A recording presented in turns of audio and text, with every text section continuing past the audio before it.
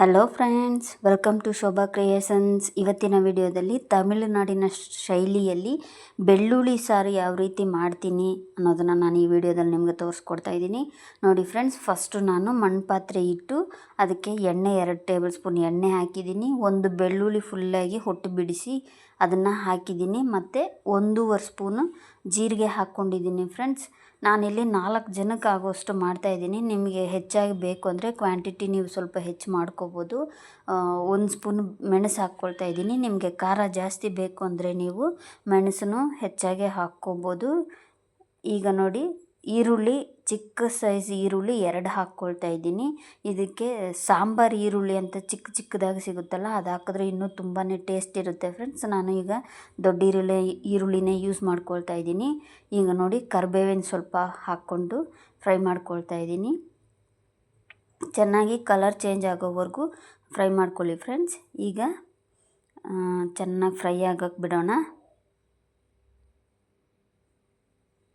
ಇದರಲ್ಲಿ ಒಂದು ingredient miss ಮಾಡಿದ್ದೆ, ಮೆಂತ್ಯ. ಮೇಯ್ನ್ ಇಂಗ್ರೀಡಿಯೆಂಟೇ ಮೆಂತ್ಯನೇ ಫ್ರೆಂಡ್ಸ್. ಇದಕ್ಕೆ ಮೆಂತ್ಯ ಹಾಕಿದ ತಕ್ಷಣವೇ ಸ್ಮೆಲ್ ಎಷ್ಟು ಚೆನ್ನಾಗಿರುತ್ತೆ ಅಂದರೆ ನೀವು ಒಂದು ಸತಿ ಮಾಡಿ ನೋಡಿ, ಸೂಪರಾಗಿರುತ್ತೆ. ಆ ಮೆಂತ್ಯ ಹಾಕಿದ ತಕ್ಷಣವೇ ಆ ಸ್ಮೆಲ್ ಎಷ್ಟು ಚೆನ್ನಾಗಿರುತ್ತೆ ಅಂದರೆ ನೀವು ತಿನ್ನಬೇಕಾದ್ರೆ ಅಷ್ಟು ಚೆನ್ನಾಗಿರುತ್ತೆ. ನೋಡಿ, ಚೆನ್ನಾಗಿ ಫ್ರೈ ಮಾಡ್ಕೊಳ್ಳಿ. ಈರುಳ್ಳಿ ಕಲರ್ ಸ್ವಲ್ಪ ಚೇಂಜ್ ಆಗಬೇಕು.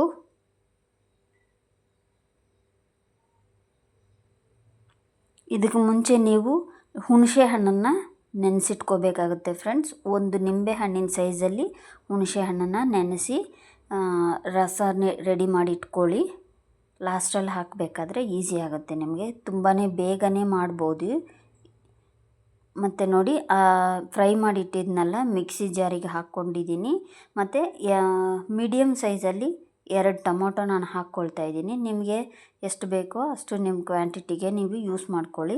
ನಾನು 4 ಜನಕ್ಕೆ 2 ಟೊಮೆಟೊ ಹಾಕ್ಕೊಳ್ತಾ ಇದ್ದೀನಿ. ಓಕೆ ಫ್ರೆಂಡ್ಸ್, ಅದು ಮಿಕ್ಸಿಗೆ ಮಾಡ್ಕೊಂಡು ಬಂದಿದ್ದೀನಿ. ಈಗ ಅದೇ ಪಾತ್ರೆಯಲ್ಲೇ ಇನ್ನೂ 3 ಟೇಬಲ್ ಸ್ಪೂನ್ ಎಣ್ಣೆ ಹಾಕ್ಕೋಬೇಕು. ಇದಕ್ಕೆ ಸ್ವಲ್ಪ ಎಣ್ಣೆ ಹೆಚ್ಚಾಗೇ ಬೇಕಾಗುತ್ತೆ ಫ್ರೆಂಡ್ಸ್. ನೋಡಿ, ಎಣ್ಣೆ ಕಾದಿದೆ. ಈಗ ಒಂದೊಂದು ಇಂಗ್ರೀಡಿಯೆಂಟ್ಸನ್ನ ಹಾಕ್ಕೊಳ್ಳೋಕ್ಕೆ ಸ್ಟಾರ್ಟ್ ಮಾಡ್ತೀನಿ. ಸಾಸಿವೆ ಹಾಕ್ಕೊಳ್ತಾ ಇದ್ದೀನಿ ಫ್ರೆಂಡ್ಸ್. ಫಸ್ಟು 1 ಸ್ಪೂನ್ ಸಾಸಿವೆ ಹಾಕ್ಕೊಂಡು ಅದು ಚಟಪಟ ಅಂತ ಸಿಡಿದ ಮೇಲೆ ಉದ್ದಿನಬೇಳೆ ಹಾಕ್ಕೊಳ್ತಾ ಇದ್ದೀನಿ. ಈ ಉದ್ದಿನಬೇಳೆ ಸ್ಮೆಲ್ಲು ತುಂಬ ಚೆನ್ನಾಗಿರುತ್ತೆ ಈ ಸಾರಿಗೆ. ಅದಕ್ಕೆ ಉದ್ದಿನಬೇಳೆ 1 ಸ್ಪೂನ್ ಹಾಕ್ಕೊಳ್ತಾ ಇದ್ದೀನಿ.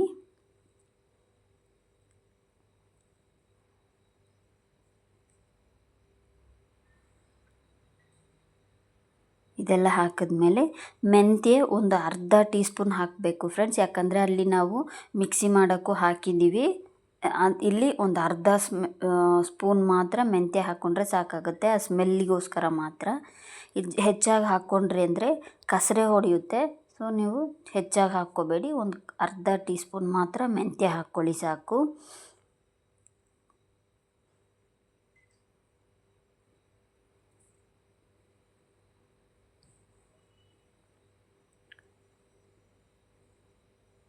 ಓಕೆ ಫ್ರೆಂಡ್ಸ್, ಎಲ್ಲ ಕಲರ್ ಚೇಂಜ್ ಆಗಿದೆ. ಈಗ ಈರುಳ್ಳಿ ಹಾಕ್ಕೊಳ್ಳೋಣ.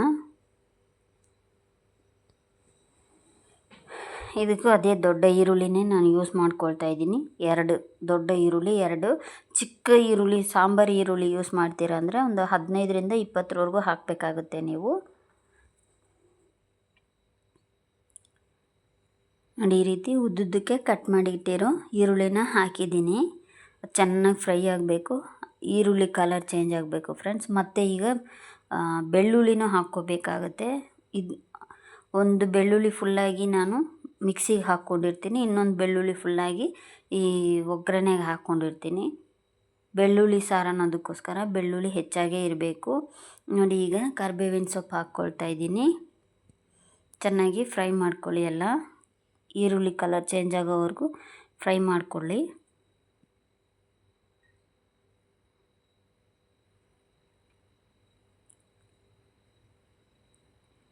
ಇದು 2-3 ದಿನ ಆದರೂ ಕೆಡೋದಿಲ್ಲ ಫ್ರೆಂಡ್ಸ್, ತುಂಬ ಚೆನ್ನಾಗಿರುತ್ತೆ. ನೀವು 3-4 ದಿವಸ ಕೂಡ ಇಟ್ಟು ತಿನ್ಬೋದು, ಅಷ್ಟು ಸೂಪರಾಗಿರುತ್ತೆ ಇದು.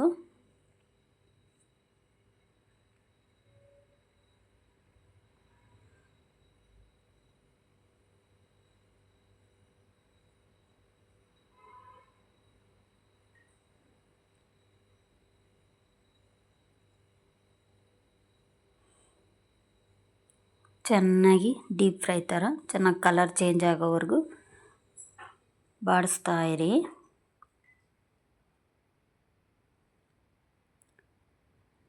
ಸ್ಟವ್ ಲೋ ಫ್ಲೇಮಲ್ಲಿ ಇಟ್ಟಿದ್ದೀನಿ. ಹೈ ಫ್ಲೇಮಲ್ಲಿ ಇಟ್ಟರೆ ಸೀದೋಗೋ ಚಾನ್ಸಸ್ ಇರುತ್ತೆ, ಅದಕ್ಕೋಸ್ಕರ ಲೋ ಫ್ಲೇಮಲ್ಲೇ ಇಟ್ಟಿದ್ದೀನಿ. ಲೋ ಫ್ಲೇಮಲ್ಲೇ ಇಟ್ಟು ಚೆನ್ನಾಗಿ ಫ್ರೈ ಮಾಡ್ಕೊತಾ ಇದ್ದೀನಿ.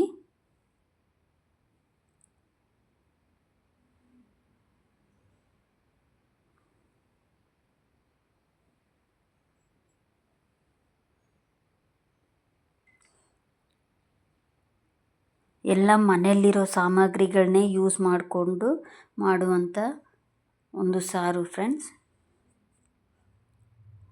ಏನು ಹೋಗಿ ಅಂಗಡಿಯಲ್ಲಿ ಹೋಗಿ ತೊಗೊಂಡು ಬರಬೇಕು ಅನ್ನೋ ಅವಶ್ಯಕತೆನೇ ಇರೋಲ್ಲ. ಮನೆಯಲ್ಲೇ ಎಲ್ಲನೂ ಇರುತ್ತೆ, ಈ ಸಾಮಗ್ರಿಗಳು ನೀವು ಮಾಡ್ಕೊಳ್ಬೋದು ಬೇಗನೆ. ಈಗ ಮಸಾಲೆ ಐಟಮ್ಸ್ ಎಲ್ಲ ಒಂದೊಂದೇ ಹಾಕ್ಕೊಳ್ತೀನಿ ನೋಡಿ. ಫಸ್ಟು ಅರಿಶಿನ ಪುಡಿ ಅರ್ಧ ಟೀ ಸ್ಪೂನ್ ಹಾಕ್ಕೊಳ್ತಾ ಇದ್ದೀನಿ.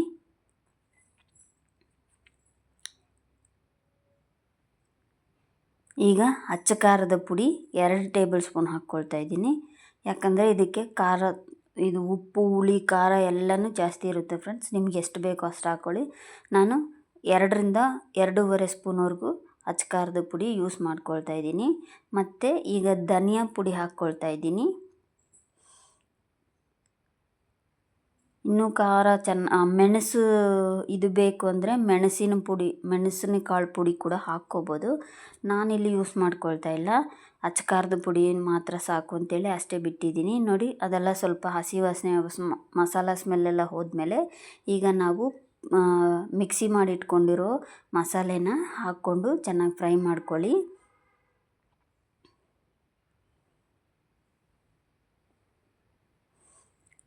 ಈಗ ಅದಕ್ಕೆ ಮಿಕ್ಸಿಗೆ ಸ್ವಲ್ಪ ನೀರು ಹಾಕ್ಕೊಂಡು ಚೆನ್ನಾಗಿ ಮಿಕ್ಸ್ ಮಾಡಿಕೊಂಡು ಹಸಿ ವಾಸನೆ ಹೋಗೋವರೆಗೂ ಚೆನ್ನಾಗಿ ಮಿಕ್ಸ್ ಮಾಡಿಕೊಡ್ತಾ ಇರಿ.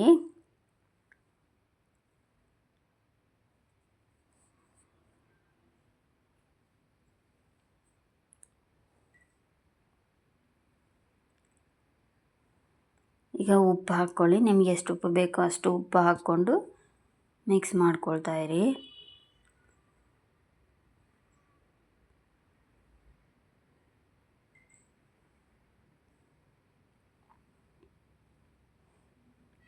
ನೋಡಿ ಫ್ರೆಂಡ್ಸ್, ಈ ರೀತಿ ಎಣ್ಣೆ ಎಲ್ಲ ಸಪ್ರೇಟಾಗಿ ಬಿಡ್ತಾ ಇರಬೇಕು.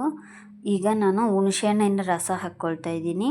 ಹುಣಸೆ ಹಣ್ಣಿನ ರಸ ಹಾಕ್ಕೊಂಡು ಚೆನ್ನಾಗಿ ಸ್ವಲ್ಪ ಕುದಿಸಿದ್ರೆ ಸಾಕಾಗುತ್ತೆ. ತುಂಬ ಕುದಿಬೇಕು ಅಂತ ಏನಿಲ್ಲ ಫ್ರೆಂಡ್ಸ್. ಹುಣಸೆ ಹಣ್ಣಿನ ಹಸಿ ಸ್ಮೆಲ್ ಹೋಗೋವರೆಗೂ ಕುದಿಸಿದ್ರಂದೇ ಸಾಕಾಗುತ್ತೆ. ಇವಾಗ ಚೆನ್ನಾಗಿ ಮಿಕ್ಸ್ ಮಾಡಿಕೊಂಡು ಬಿಡಿ. ಮತ್ತು ಉಪ್ಪು ಖಾರ ಹುಳಿ ಎಲ್ಲ ಕರೆಕ್ಟಾಗಿದೆಯಾ ಅಂತ ಒಂದು ಸತಿ ಚೆಕ್ ಮಾಡ್ಕೊಳ್ಳಿ. ಹುಣಸೆ ಹಣ್ಣು ಹಾಕಿದ ಮೇಲೆ ಸ್ವಲ್ಪನೇ ಕಲರ್ ಚೇಂಜ್ ಆಗ್ತಾ ಬರುತ್ತೆ ನೋಡಿ. ಈಗ ಯೆಲ್ಲೋ ಕಲರಲ್ಲಿರೋದು ಫುಲ್ಲಾಗಿ ಫಿನಿಷ್ ಮಾಡಿ ಸ್ಟವ್ ಆಫ್ ಮಾಡಿದ್ಮೇಲೆ ಅದು ಒಂಥರ ರೆಡ್ ಕಲರಲ್ಲಿ ಎಷ್ಟು ಚೆನ್ನಾಗಿರುತ್ತೆ ಗೊತ್ತಾ ನೋಡಿ.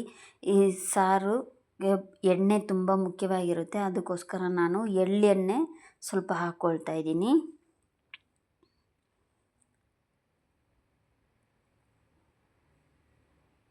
ನೋಡಿ, ಇವಾಗ ಸ್ವಲ್ಪ ನೀರು ಥರ ಇರುತ್ತೆ. ಸ್ವಲ್ಪ ಹೊತ್ತಾದಮೇಲೆ ಅದು ಸ್ವಲ್ಪ ಗಟ್ಟಿಯಾಗೋಗುತ್ತೆ ಫ್ರೆಂಡ್ಸ್.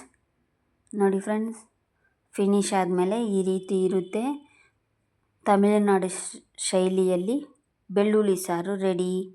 ಓಕೆ ಫ್ರೆಂಡ್ಸ್, ಈ ವಿಡಿಯೋ ಹೊಸದಾಗಿ ಯಾರಾದರೂ ನೋಡ್ತಾ ಇದ್ದೀರಂದರೆ ಲೈಕ್ ಮಾಡಿ, ಶೇರ್ ಮಾಡಿ, ಸಬ್ಸ್ಕ್ರೈಬ್ ಮಾಡಿಕೊಂಡು ಬೆಲ್ ಐಕಾನ್ ಕ್ಲಿಕ್ ಮಾಡ್ಕೊಳ್ಳಿ. Thank you.